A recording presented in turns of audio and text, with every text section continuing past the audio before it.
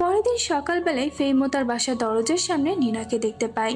সে যখন নিনার কাছে যায় তখন সে দেখে যে নিনার তো অনেক বেশি জ্বর এসেছে।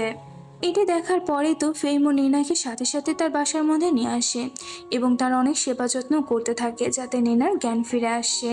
আর হঠাৎ করে নিনা যখন সাইড ফিরতে যায় তখনই তো সে ফেইমোর গায়ের উপরে পড়ে যায়। এতে করে তো তাদের দুজনের লিপসি অনেক বেশি কাছাকাছি চলে এসেছিল। সেই সময় ফেইমোর কাছে তার ফ্রেন্ডের ফোন আসে আর সে তাকে মিটিংয়ে যাওয়ার জন্য ডাকে। তবে ফেইমো তো তাকে মানা করে দেয়। কিছুক্ষণ পরে নিনার যখন জ্ঞান ফিরে আর সে যখন দেখে যে সে ফেইমোর বাসাতে আছে তখন তো তার খুশির আর কোনো ঠিকানায় ছিল না। কিন্তু সেই সময় ফেইমো সেখানে চলে আসে আর সে নিনার সমস্ত প্ল্যানে তো পানি ফেলে দেয় আর তাকে বলে যে তুমি একটু সুস্থ হয়ে গেলে এ বাসা থেকে বেরিয়ে চলে যেও। নিনা তো একটু শুনে অবাক হয়, কিন্তু তারপরে সে ভাবে যে যতটুকু সময় আমার কাছে আছে ততটুকু সময়ের আমি সদ্ব্যবহার করারই চেষ্টা করব। আর এইসব চিন্তা ভাবনা মাথায় নিয়ে সে তার জন্য একটি রুম খুঁজে সেই রুমটিকে সে সুন্দরভাবে সাজিয়ে ফেলে।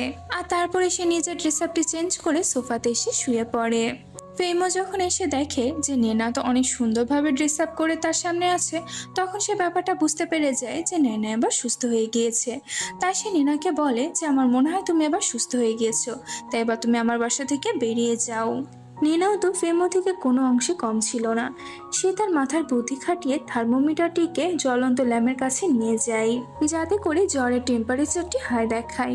আর সে যখন এই থার্মোমিটারটি ফেমোকে দেখায় তখন তো ফেমো ওর সমস্ত চালাকি ধরে ফেলে।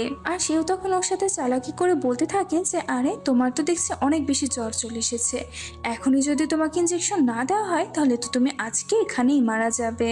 ইঞ্জেকশন দেখে তো নিনার অনেক বেশি ভয় করতো। তাই যখনই ফেমো ইঞ্জেকশনটা নিয়ে নিনার কাছে আসে তখন তো সে ভয়ে সমস্ত সত্যটা স্বীকার করে নেয়। ফেমো তো সমস্ত ব্যাপারে বুঝে যায় যে নিনাকে তার মা এখানে পাঠিয়েছে।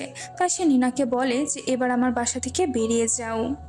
কিন্তু নিনা তো তখন তাকে বুঝিয়ে বলে যে আমি যদি চলে যাই তাহলে তোমার মা আমার বদলে আরো অনেক মেয়ে তোমার কাছে পাঠাবে, যতক্ষণ না পর্যন্ত তুমি কোনো মেয়েকে পছন্দ করে বিয়ে করে না ফেলছো। এটি শুনে তো ফেমো একটু চিন্তায় পড়ে যায় আর তার কাছেও মনে হয় যে নিনা যা বলছে সেটাই সত্য।